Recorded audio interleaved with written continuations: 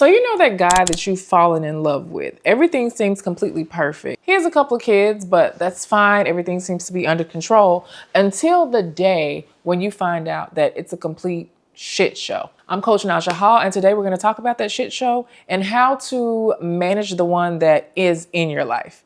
And what to do if you find out that it's just not manageable. Ugh.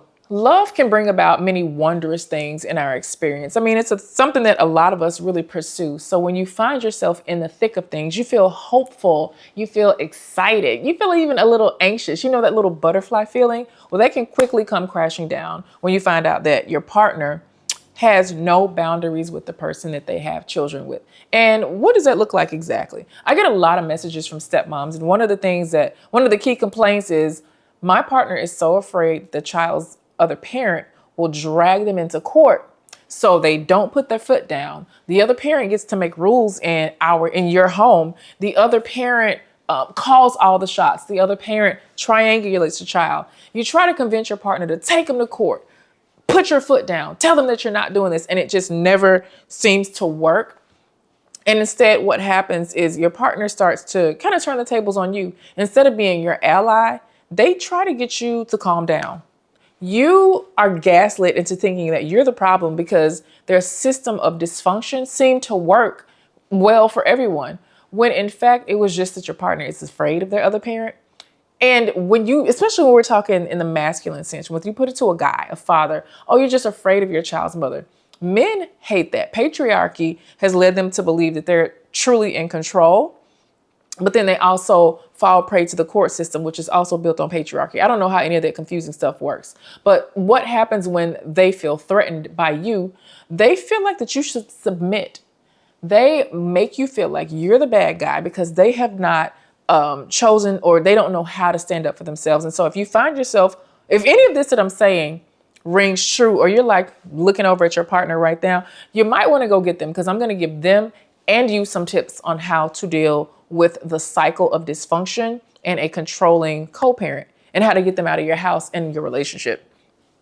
One of the first things you have to do is let the co-parent know, honey, I'm not afraid of you.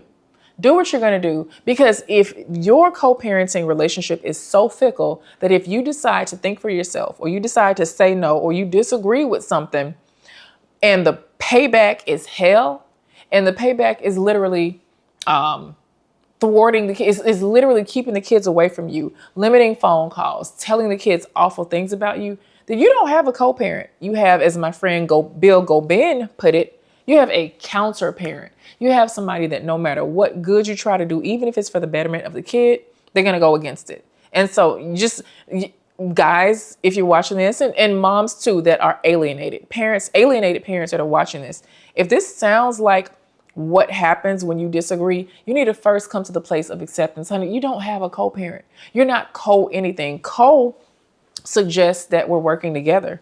Co suggests that we're partners in building a very successful, beautiful human being that go out into the world. We're partners in doing that.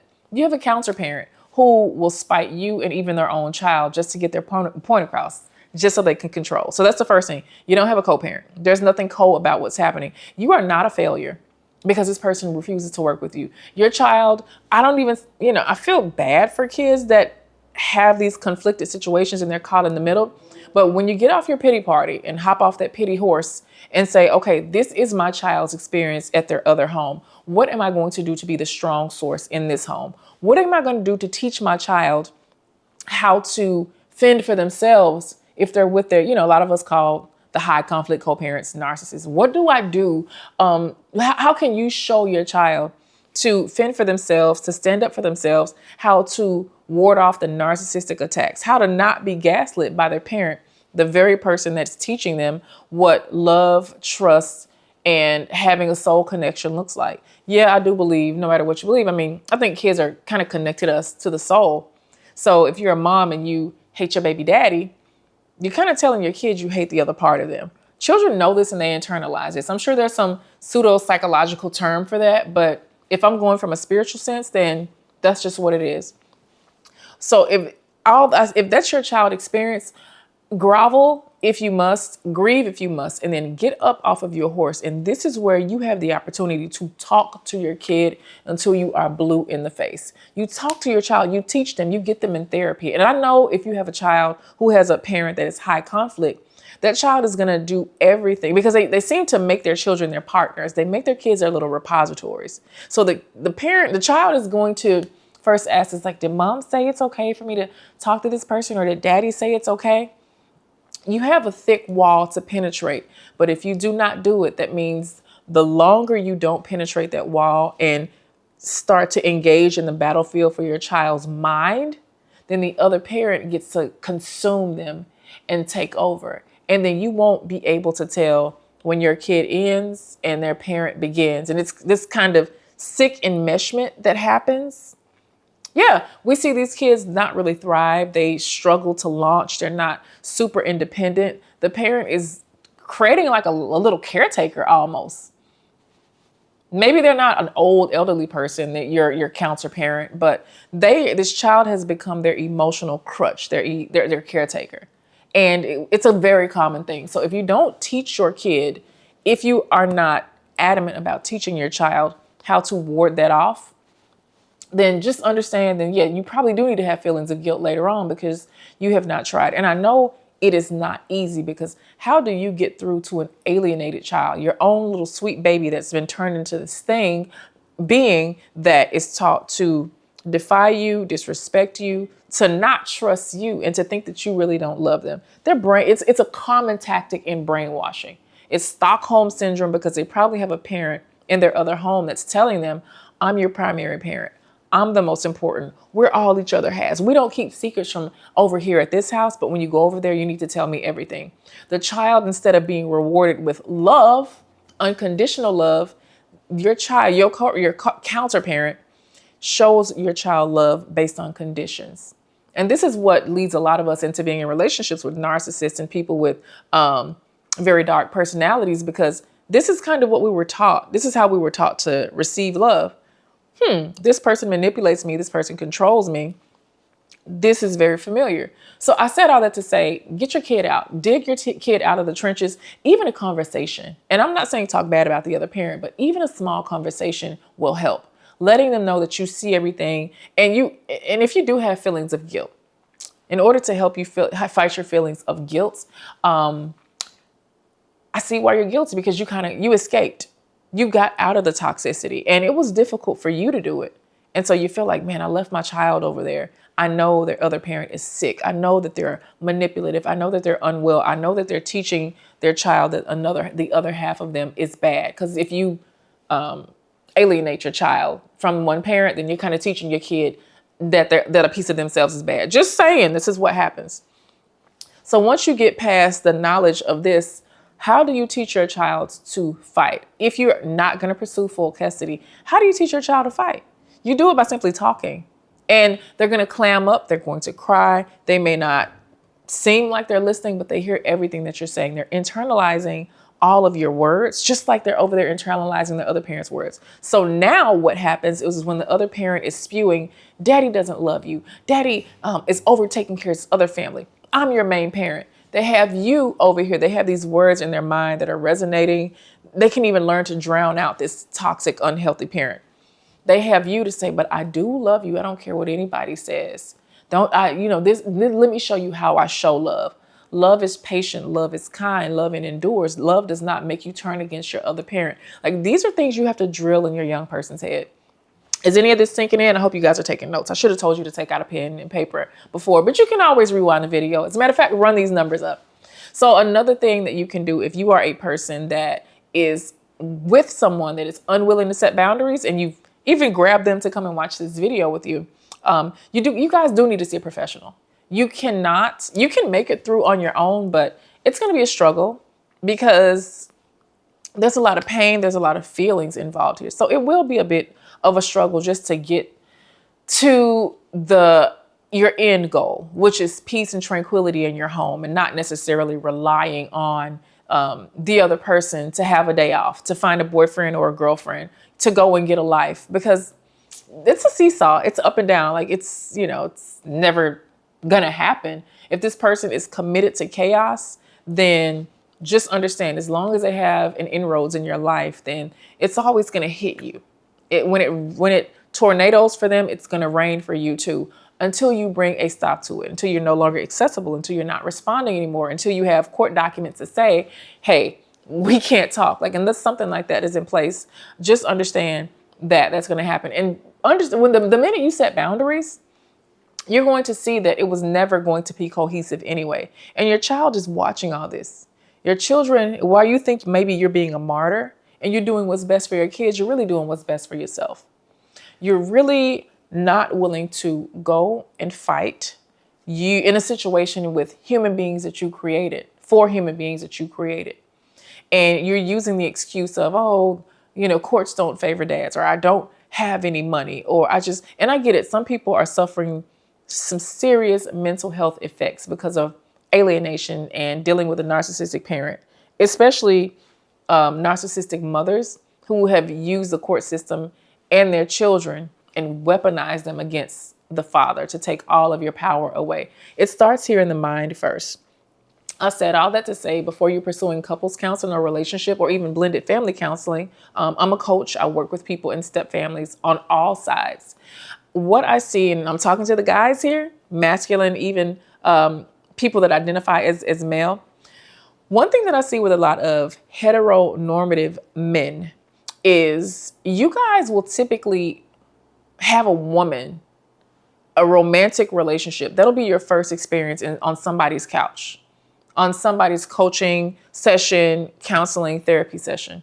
You will not go and do it for yourself because maybe society has taught you that you didn't need it. Maybe it's not been available to you. Maybe you did not know you needed to sit down and talk to somebody. You go see a dentist, you go to the gym, you go see your doctor, you get your colonoscopy. Why don't you think you need someone to help you with this muscle up here? Isn't the brain a muscle? Why don't you think you need somebody to help you with this up here?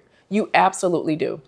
As a matter of fact, a lot of you need that first and foremost. So going to sit down with a professional on your own to first work out your feelings of guilt, to next work out why you were so opposed to doing it. Maybe your partner has pushed you into some sort of coaching or counseling or therapy.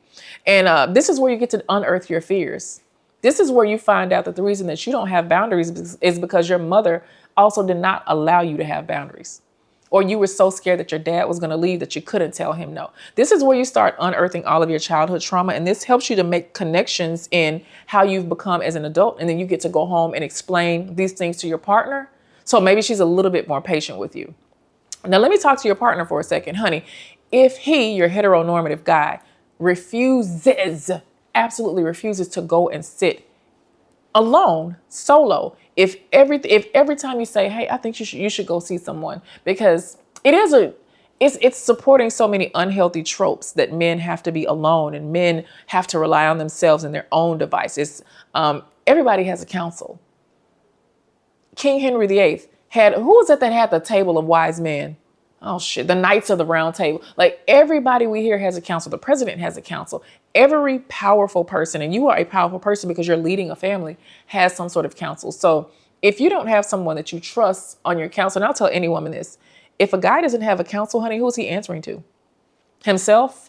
Yikes. He's already wrong. He's leading with his ego. That's not who you want. But if this person that you've called over, or this man that you are watching this video because of, if he's refusing to go and seek help on his own, he's not able to lead himself. And so I'll be very weary about advising you to let him lead you. You're on your own, girlfriend. You're on your own, emotionally and spiritually. You're on your own. You need to understand that. And I'm not saying leave your relationship, but I need you to understand where you are and the place in this relationship and the limitations that this particular relationship has. If you're trying to reach much larger heights, I don't think this is going to be the person that's going to help you do that, because they are stifled and they are stuck. They are still arguing with that boy that was hurt and harmed and not protected.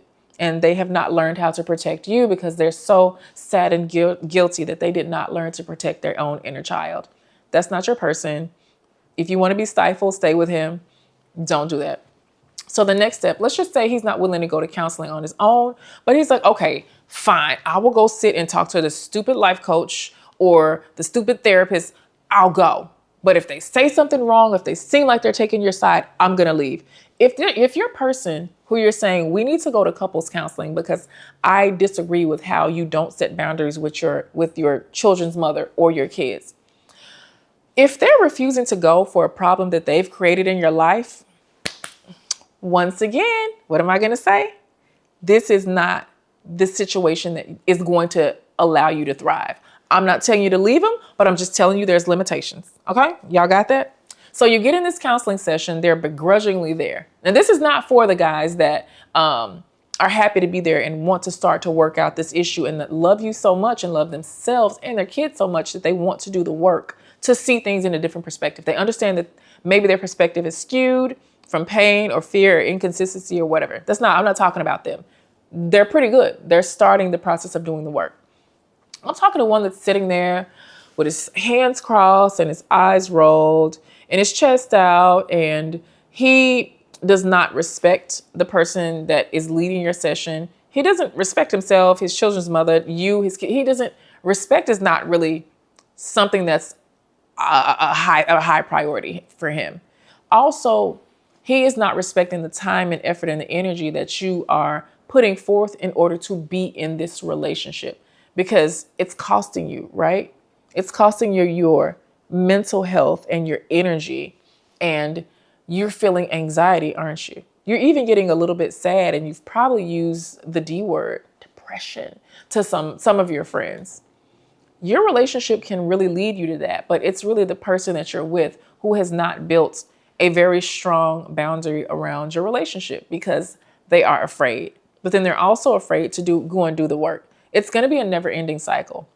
One thing that I can teach stepmoms to do, I can teach you how to deal with a chaotic biological mother, like a high conflict mom. I can teach you how to deal with disrespectful stepchildren or stepchildren that are kind of detached and dissociated from you. But for the life of me, and all of my years of doing this work as a coach for people in step families, I've not been able to teach women or men how to ingest and accept blatant disrespect from their partner, from a partner that is refusing, not afraid to, not willing to do the work, but somebody that's outright refusing to set boundaries, and they're just asking you to partner with them in being disrespected.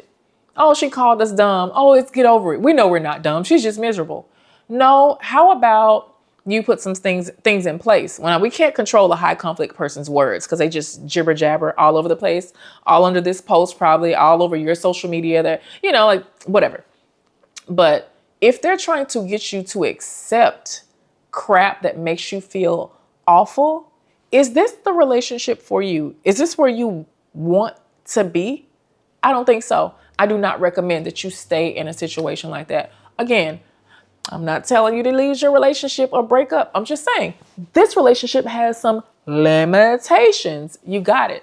So if anything that I said has resonated with you, if I hit the nail on the head, or you know that you need to have some deeper conversations with your partner, then you can always use that link down there and book a coach. Then you can always use that link down there to book a coaching session. Let's hop on and try to figure this out. If you need more one-to-one time because you just don't know exactly what you need to do in your situation, or if your situation has some limitations, then definitely hit me up. Also, I would appreciate it if you would like, subscribe, and follow, and hit that bell, especially if you're watching this on YouTube, to get notified, because I make videos every single week for stepmoms. I also have a private community called VIPStepmom.com, and it's a membership community where the private content is exclusively for members. You pay a one-time lifetime access fee, membership fee, and you're in there like swimwear.